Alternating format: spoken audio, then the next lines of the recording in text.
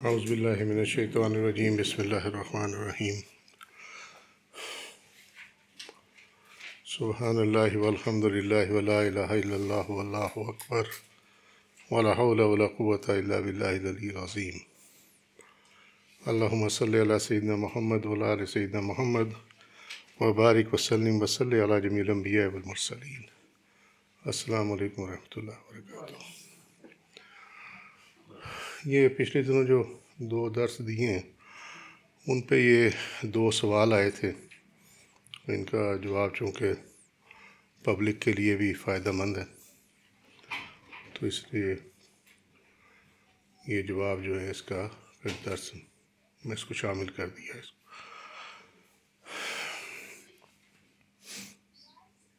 سوال یہ ہے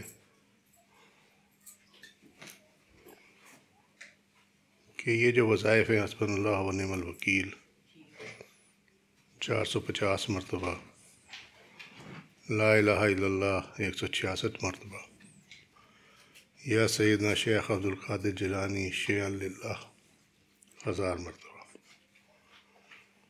کیا یہ پڑھے جا سکتے ہیں روز؟ ایک سوال یہ ہے، یہ والا۔ اللہ کی رضا کے لیے جو تسبیحات روزانہ پڑھی جاتی ہیں اس کے لیے بھی کیا اجازت کی ضرورت ہے؟ یہ دوسرا سوال ہے۔ اور اسی کے اندر تیسرا سوال یہ ہے کہ میت کے لیے جو کچھ پڑھا جاتا ہے کیا وہ جائز ہے یا ٹھیک ہوتا ہے؟ میرا اس میں ارادہ یہ تھا کہ میرا یہ ارادہ تھا کہ اس کا وظائف پہ اور اورات پہ ایک کمپلیٹ درس دے دیا جائے، ڈیٹیلڈ، لیکن چونکہ یہ سوال بھی آ گیا تو پہلے اس کا جواب دے دیتے ہیں۔ جو کچھ جس کے ساتھ بیان ہو سکے وہ ٹھیک ہے، اس کے بعد اللہ نے چاہا تو پھر علیحدہ سے جو درس ہوگا اس میں اس کو بھی شامل کر دیں گے اور نیا بھی شامل کر دیں گے اس کے اندر، ٹھیک ہے۔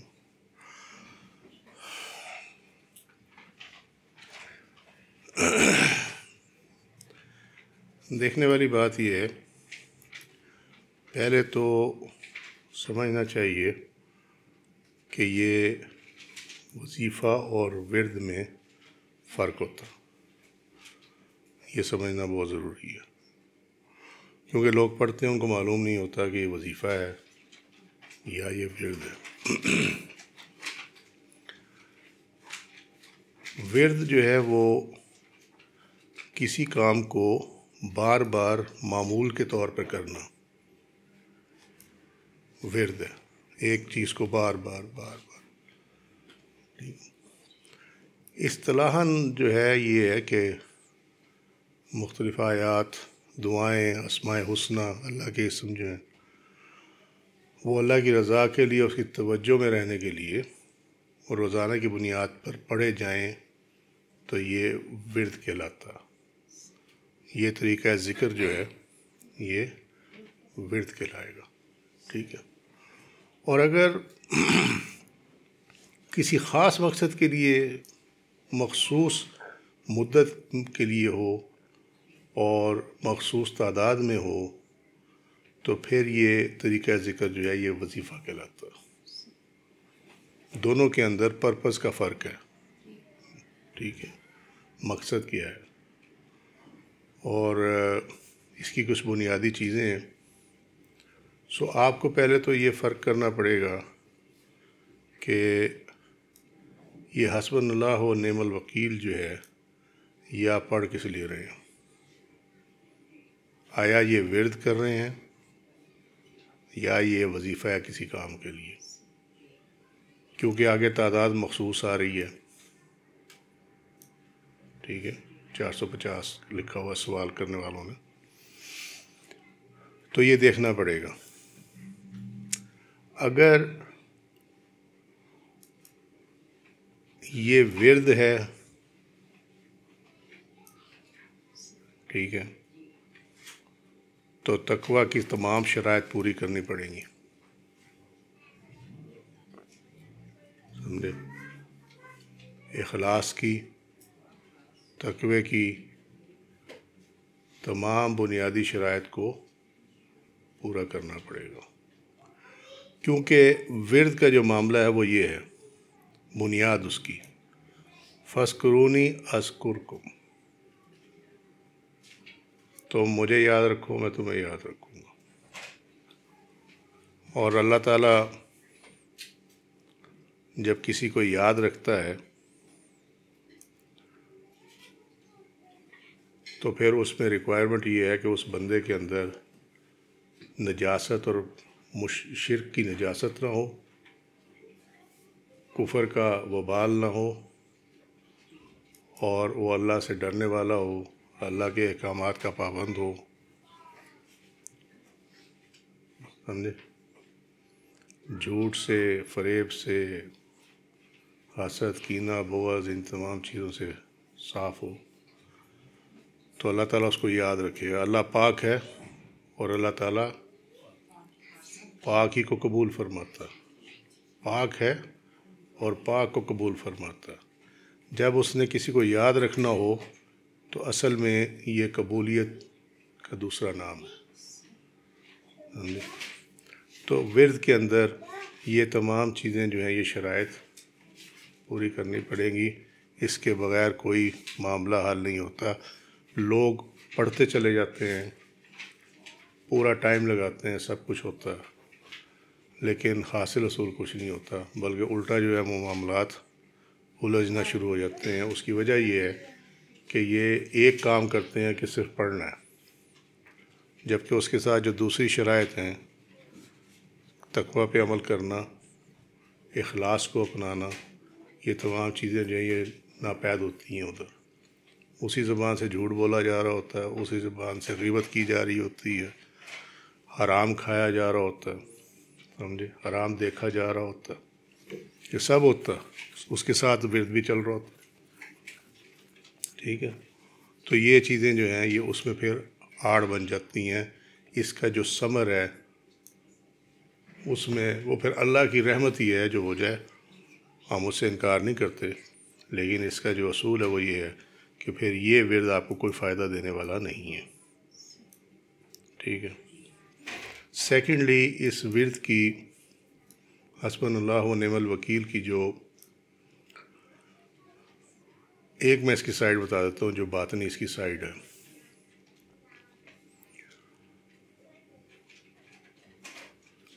اس کے ساتھ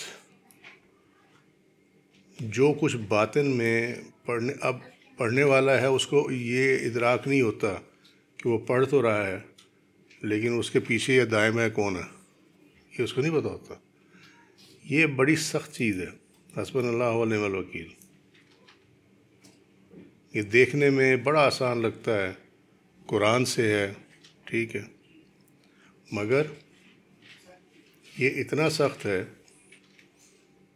کہ ایک امام کو جب حاکم نے بلایا، اہل بیت میں جو امام ہے، وہ جو کہ میں ذرا نام اوپر نیچے ہو جاتے تو میں سے نام نہیں لیتا، نام میرے ذہن میں ہے لیکن احتیاط کے طور پہ نہیں لے رہا نام۔ بلایا، حاکم کی نیت جو تھی وہ بری تھی، بری سے مراد یہ تھی کہ وہ آپ کو ایذا دینا چاہتا تھا، قتل کرنا چاہتا تھا۔ وہ جب آپ اس کے سامنے گئے تو وہ بے ہوش ہو کے گر پڑا حاکم۔ اس جب اٹھا ہے تو اس نے بڑی عزت کے ساتھ اس نے کہا کہ ان کو عزت کے ساتھ لے جاؤ اور ان کے گھر پہنچا دو۔ درباریوں نے بعد میں پوچھا کہ وجہ کیا ہوئی ہے، آپ تو اتنے غصے میں تھے اور یہ ایک دم سے یہ معاملہ ہو گیا۔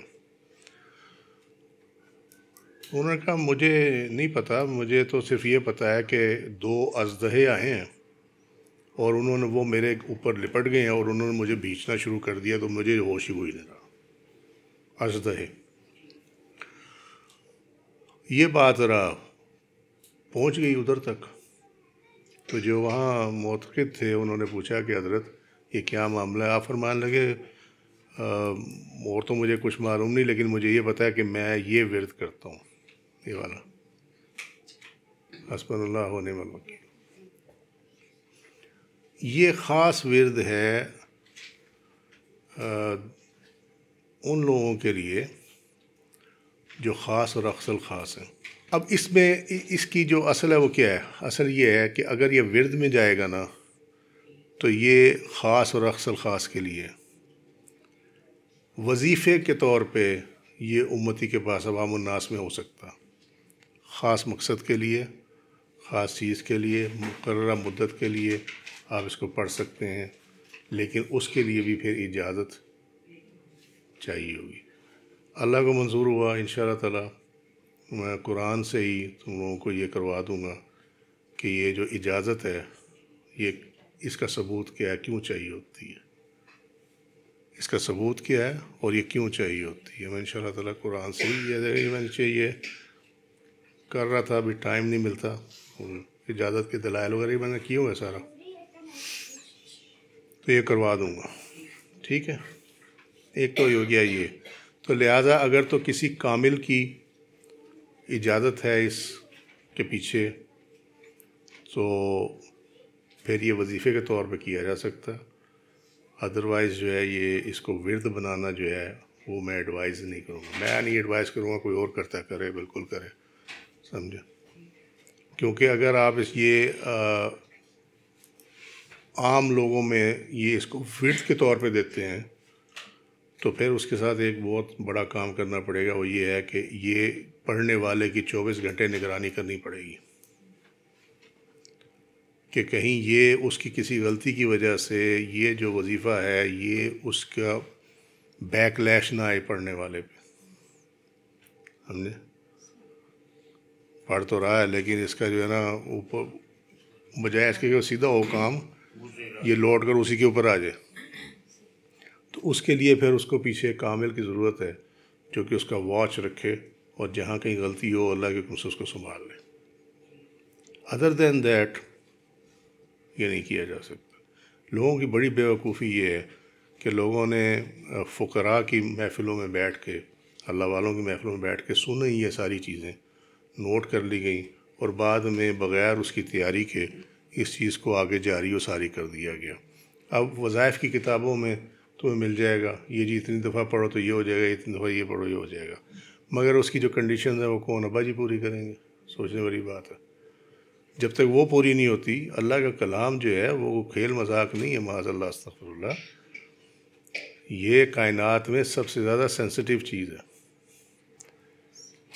اب یہ میں وہ بتاؤں گا تو نہیں تمہیں، لیکن کوئی وہ خاص سے مراد یہ ہے کہ ایسی کوئی چیز نہیں ہے کہ جو بندہ کبھی پڑھتا ہو یا کبھی نہ پڑھتا ہو۔ کچھ ایسے کلمات ہیں جو ہر امتی کو آتے ہیں، چاہے وہ پڑھا لکھا ہے یا نہیں پڑھا لکھا، لیکن اس کلمے کو جب، ان کلمات کو جب خاص اور اکثر خاص اہل تقویٰ اور یہ پڑھیں گے تو اگر وہ پڑھیں تو چلتے ہوئے دریا اللہ کے حکم سے رک جاتے ہیں۔ پانی چل رہا ہے نا دریا کا، یہ کوئی قصہ بیان نہیں میں کر رہا، اللہ کے حکم سے چلتا ہوا دریا رک جائے گا۔ اگر وہ شور کر رہا ہے یعنی پانی کی آواز بہت ہے تو اللہ کے حکم سے خاموش ہو جائے گا، اور اگر پڑھنے والے نے، اس کامل بندے نے دریا کے پار جانا ہے تو اللہ کے حکم سے وہ پانی اس کو راستہ دے گا، سمجھے۔ لیکن فرق ہے پڑھنے والے کا، یہ ہے معاملہ اس کے اندر۔ یہ تمام چیزیں اللہ کو منظور ہوا تو میں تمہیں ساری اس کی چین سمجھا دوں گا، یہ کہاں سے آتی ہے، کیوں آتی ہے، کیسے آتی ہے، ٹھیک ہے۔ سیم گوز ود لا الہ الا اللہ۔ ہم حدیث میں پڑھتے ہیں کہ یہ افضل الذکر ہے، ٹھیک ہے، افضل الذکر ہے نا، لا الہ الا اللہ ہمارا بنیادی کلمہ ہے، اس کے بغیر بندہ مسلمان نہیں ہوتا، ٹھیک ہو گئی بات۔ اس کا بھی ایک بہت بڑا ایشو ہے، بظاہر دیکھنے میں کوئی ایشو نہیں لگتا، سمجھے، مگر اس کا بھی ایک ایشو ہے۔ ایشو کیا ہے؟ ایشو یہ ہے کہ یہ تحلیل ہے، یہ نفی اثبات ہے۔ نفی ہے لا الہ اور اثبات ہے الا اللہ۔ یہاں نفی ہے تمام جھوٹے باطل جو معبود ہیں ان کی، اور یہاں اثبات ہے کہ سوائے اللہ کے اور کوئی معبود نہیں ہے، اس کو کہتے ہیں نفی اثبات۔ اب یہ تحلیل ہوتی کیسے؟ یہ وہاں پہ یہ دیا جاتا ہے جہاں پہ اس کا نفس ختم کرنا ہو، جہاں اس کے من میں سوائے اللہ کے کوئی اور نہ رہے، سمجھے، یہ وہاں دیا جاتا۔ سو یہ بڑی لیٹر سٹیج پہ دیا جاتا ہے یہ ورد۔ اب جس طرح ہم نے پہلے فرق دیکھا تھا، اگر یہ پڑھے خاص اور اخص الخاص، ٹھیک ہے، تو یہ تحلیل کے معنوں میں جائے گا، ٹھیک ہے، تحلیل کے معنوں میں جائے گا، اور وہ اس کو اپنی ذات پہ اپلائی کیا کریں گے کہ ایون ہم بھی نہیں ہیں، اگر کوئی ہے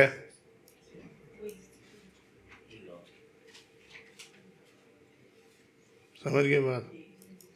سو تحلیل اور نفی اثبات دونوں وہاں پہ آئیں گے، اور وہاں پہ نفی جو آئے گی وہ خود پرستی ہے، جس کی نفی آئے گی، خود پسندی اور خود پرستی۔ ہاں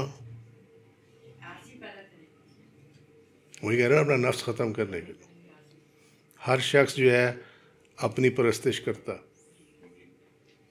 میں ٹھیک ہوں، جو مجھے پتہ ہے وہ کسی کو نہیں پتہ، مجھ سے بہتر کوئی ہے ہی نہیں ہے، میں تو کبھی گناہ کیا ہی نہیں ہے، میں نے تو کبھی غلطی کی ہی نہیں ہے، سمجھے، and so on so forth. ہاں مکلے کھول لوں، میرے پاس یہ اختیار ہے، میرے سے بڑھ کے کون ہے، ہم چاہیں گے تو یہ ہوگا، وہ ہم نہیں چاہیں گے تو یہ نہیں ہوگا، سمجھے، یہ تمام خود پرستی ہے۔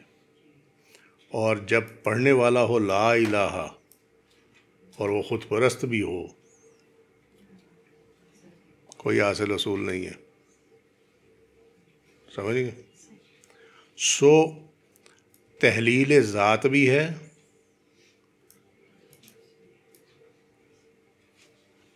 نفی خود پرستی بھی ہے، اور اظہار و اقرار بھی ہے کہ سوائے اللہ کے کوئی نہیں ہے۔ جب یہ اصل خاص میں جائے گی تو یہی جو کلمہ ہے وہ یہ بتائے گا کہ تیرا اپنا کوئی وجود بھی نہیں ہے،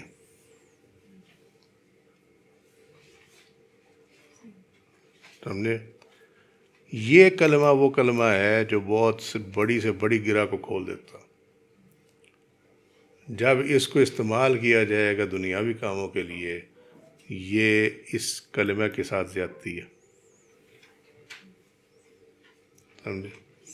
اس کی ایک مقدار ہے جس کی اجازت دی گئی ہے۔ اب آ جائیں عوام الناس میں، عوام الناس میں، اور وہ یہ ہے کہ آپ ہر نماز کے بعد 100 مرتبہ جو ہے کلمہ طیبہ پڑھ لیں۔ یہ حضرت علی کرم اللہ وجہ نے یہ جاری کیا ہے، سمجھے۔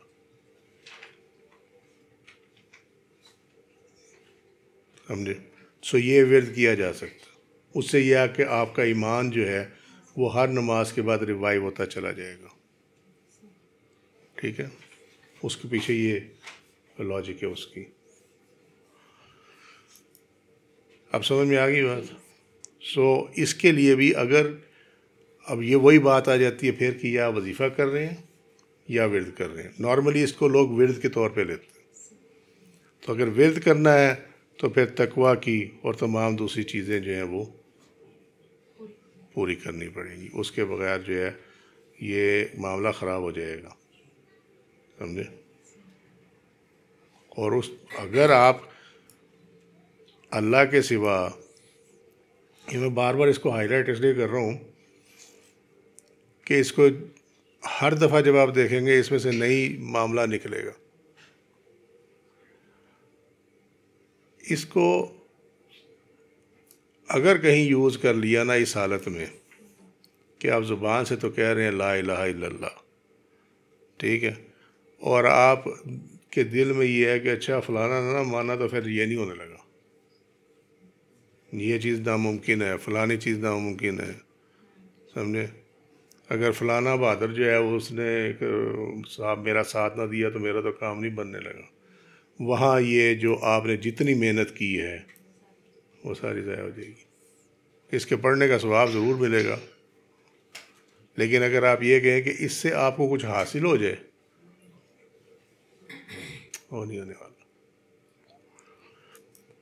اگلا آ جاتا ہے یا سیدنا شیخ عبد القادر جیلانی شیئا للہ 1000 مرتبہ۔ مجھے ویسے وہ بندہ ملے نا کہیں جس نے یہ بتایا کہ 1000 دفعہ پڑھو، تو اس کی طبیعت صاف کرنے والی ہونی چاہیے، سمجھے؟ یہ تو ہو گیا نا اوپر اللہ رسول والا کام، یہ جو پہلے دو ہیں، ٹھیک ہے۔ یہ تیسرا ہے اللہ کے بندوں والا معاملہ۔ یہ اصل میں ہے کیا؟ لوگوں کو نا اس کی وہ بتا دیتے ہیں یہ پڑھو نا تو غوث اعظم سرکار کی نا وہ مدد آ جائے گی اور وہ تمہارے ساتھ ہوں گے اور تمہارا معاملہ خود دیکھ لیں گے، اس طرح کی باتیں کی جاتی ہیں، سمجھے؟ یاد رکھو جس ورد وظیفے میں کسی ولی اللہ کا نام ہے نا، وہ جا کر سیدھا ان کی روح کو چھیڑنے والی بات ہے۔ اب یہاں پکارا جا رہا ہے حضرت شیخ عبد القادر جیلانی محبوب سبحانی کو، ٹھیک ہے، ٹھیک ہے، نظر آ رہا ہے نہیں نظر آ رہا؟ انہیں پکارا جا رہا ہے۔ اب کیا ہوگا؟ پکارا جائے گا تو جواب تو آئے گا، جواب سنائی دے گا یا دکھائی دے گا، یہ ایک علیحدہ بات ہے۔ مگر نبی کریم صلی اللہ علیہ وسلم کا فرمان مبارک ہے کہ قبر والوں کو تم تنگ نہ کرو، یہ تمہیں تنگ نہیں کریں گے۔ یہ میں نے حدیث شریف کروائی ہوئی ہے تم لوگوں کو، دیکھ لینا کہیں ریفرنس مل جائے گا۔ قبر والوں کو تم تنگ نہ کرو، یہ تمہیں تنگ نہیں کریں گے، سمجھے؟ یہ روح کو چھیڑنے والی بات ہے۔ اب یہ وظیفہ ہے، بالکل ہے، اس سے بھی انکار نہیں ہے، لیکن یہ پڑھا کیسے جائے گا؟ اس قسم کے وظائف کی جس کے اندر اولیاء اللہ کا نام ہے نمبر 1، اور ان سے اوپر جس میں نبی کریم صلی اللہ علیہ وسلم کا اسم مبارک ہے، اس میں ایک بڑی کڑی شرط ہے، اور وہ کڑی شرط یہ ہے کہ یا تو پڑھنے والے کو خود نبی کریم صلی اللہ علیہ وسلم نے اجازت دی ہو، یا اگر وہ کسی ولی اللہ کے نام کا کلمہ پڑھ رہا ہے تو پھر اس ولی اللہ نے اجازت دی ہو، سمجھے؟ یہ تو پہلی بات ہے۔ دوسری بات اس میں یہ ہے کہ اگر کسی اور سے آپ نے اجازت لی ہے تو پھر اس کے پاس یہ ہونا چاہیے کہ اس کو وہاں سے اجازت ملی ہوئی ہے۔ اس بیک گراؤنڈ کے علاوہ اس کو پڑھنا جو ہے وہ جائز نہیں ہے، الاؤڈ نہیں ہے۔ اب یہ ایسا کہیں گے جی پتہ نہیں کہاں سے نکال رہا ہے، ہر کوئی پڑھتا ہے اس کو، وہ پڑھتا ہے، پھر پوچھ بھی لو حال کیا ہے۔ اس کے اندر دوسری بات یہ ہے کہ یہ جو ہے یہ والا جو ہائی لائٹ ہوا شیڈڈ ہے، سلیکٹڈ ہے، اس کے ساتھ فزیکلی بھی کچھ کرنا پڑتا ہے، اور وہ یہ ہے کہ آپ کو سب سے پہلے بغداد شریف کی جو سمت ہے اس کو متعین کرنا پڑے گا یہ کدھر ہے، پھر اس کے اندر چند قدم پڑھتے ہوئے آگے جانا پڑتا ہے، پھر چند قدم پڑھتے ہوئے پیچھے آنا پڑتا ہے، اور جب اس کی مدت پوری ہو جائے گی تو پھر جو وہاں سے جو کچھ آئے گا اس کو اپنے میں سمانا یا برداشت کرنا، وہ بھی ایک بڑی چیز ہے۔ اگر اس ٹائم شیک کر گئے نا، گیا کام۔ سو یہ بہت رسکی میٹر ہے، اس کی تو اجازت جو ہے نا ہمارے نزدیک یہ کہ اجازت بھی نہیں دینی چاہیے اس کی، ہے؟ جہاں جائے نہ جائے، ذہنی طور پہ کسی بھی لیول کا، چھوٹے لیول کا، معمولی لیول کا یا بڑے لیول کا، یہ معاملہ خراب بھی ہو سکتا ہے. تو اللہ ہی رحمت فرمائے تو بچتا ہے بندہ. یہ کھیل مذاق نہیں ہے، سمجھے. جب یہ ارواح رسپونڈ کرتی ہے نا تو ایسے لگتا ہے جیسے ریڑھ کی ہڈی میں نا کسی نے کرنٹ لگا دیا. اس کو برداشت کرنا بہت مشکل ہوتا ہے.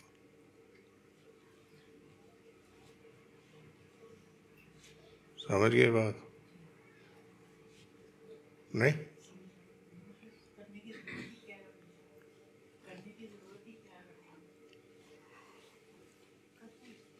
دیکھو،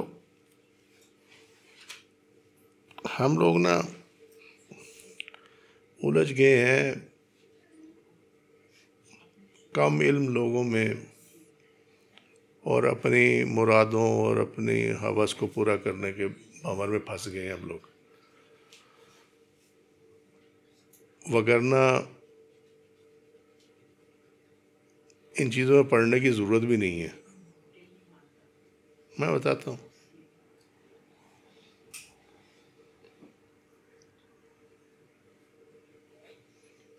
اس کی بیک گراؤنڈ کیا ہے؟ جب تک آپ کو کسی وظیفے کی یا ورد کی بیک گراؤنڈ نہ معلوم ہو تب تک کلیئرٹی نہیں آئے گی. اس کی بیک گراؤنڈ سن لو. اس طرح کے جتنے بھی ہیں نا جو جینون ہے، لوگوں نے تو خود بھی عجیب و غریب پتہ نہیں کیا کچھ کیا ہوگا. جو جینون ہے وہ ملتے ہی عالم استغراق میں ہے. عالم استغراق کس کو کہتے ہیں؟ کہ جس میں بندے جو ہے نا جذب کی حالت ہو، اس کو اپنے ارد گرد کا ہوش نہ ہو، اور جس میں لگا ہوا ہے نا اسی کے اندر اس کے سارے معاملات چل رہے ہیں. اس کی اپنی اندر کی دنیا اس ٹائم جو ہے وہ آباد ہوئی ہوتی ہے. اس حالت میں اس کی اجازت ملتی ہے اس طرح کی چیزوں کی. اور اس میں باقاعدہ یہ بتایا جاتا ہے کہ یہ کیسے کرنا ہے اور اس کی افادیت کیا، اور کب نہیں کرنا، کب کرنا ہے. سمجھے؟ اب یہ باہر تو نکل آئے. اب یہ دیا ہوگا کسی کو، اس کی ضرورت کے تحت دیا ہوگا اور اس کو سارے اس کے پروز اینڈ کونس بتائے گئے ہوں گے. وظیفہ باہر آ گیا لیکن اس کے جو پروز اینڈ کونس ہیں وہ نہیں آئے، اس کی جو ریکوائرمنٹس ہیں وہ نہیں آئیں. ٹھیک ہے. یہ وظیفہ ایسا ہی ہے، اور اسی طرح کے اور جو وظائف ہیں کہ آپ آمنے سامنے بیٹھ جائیں اس ہستی کے. اب مجھے یہ بتاؤ، وہ تو پاک ہو کے دنیا سے رخصت ہوئے، پاک تھے اور پاک ہو کر دنیا سے رخصت ہوئے. اب ایک بندہ دنیا دار جس کو دنیا کی غرض ہے وہ ان کے سامنے جا کے بیٹھ جائے، یہ ہوگا کبھی نہیں؟ کبھی نہیں ہوگا. پردہ جو ہے جو اٹھے گا، وہ جو برزخ کا پردہ ہے، برزخ والا جو پردہ ہے، حالانکہ وہ برزخ آڑی کو کہتے ہیں، لیکن سمجھانے کے لیے کہہ رہا ہوں کہ برزخ والا پردہ جو ہے وہ اٹھے گا تبھی جب اندر والا اس کو اٹھائے گا، اور اندر والا تب اس کو اٹھائے گا جب وہ اصول پورا ہوگا کہ اللہ پاک ہے اور پاک کو قبول کرتا ہے. سمجھے؟ لہٰذا اللہ کا بندہ بھی، کیونکہ وہ پردہ اللہ کے بندے کے حکم سے نہیں اٹھنا، اللہ کے حکم سے اٹھنا، تو اللہ تعالیٰ کا حکم تب ہوگا جب آنے والا جو ہے کچھ نہ کچھ تو اس پاکی کو میچ کرے نا، جس پہ وہ جو صاحب مزار ہیں اللہ نے اس کو فائز کیا اس پہ. سمجھے؟ لوگوں کہانیاں بنی ہوئی ہیں.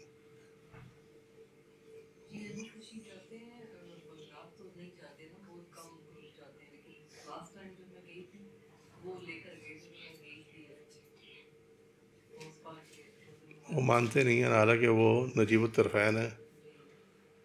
غوث پاک سرکار جو ہے وہ نجیب الطرفین ہے، ماں باپ حسنی حسینی ہے. ٹھیک ہے.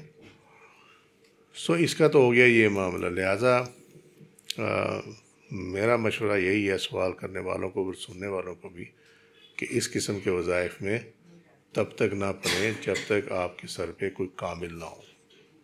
سمجھے نا؟ ورنہ جو ہے نا پھر کام الجھتا چلا جائے گا، ذہنی طور پہ الجھتے چلے جاتے ہیں، وسوسے بڑھتے چلے جاتے ہیں، خود پسندی بڑھتی چلی جاتی ہے، اور یہ تمام جو ہے تباہی کی طرف لے کے جاتی ہیں یہ چیزیں. ٹھیک ہے. اگلا سوال ہے کہ اللہ کی رضا کے لیے جو تسبیحات روزانہ کی جاتی ہے اس کے لیے بھی اجازت کی ضرورت ہے. یہ انشاءاللہ تعالیٰ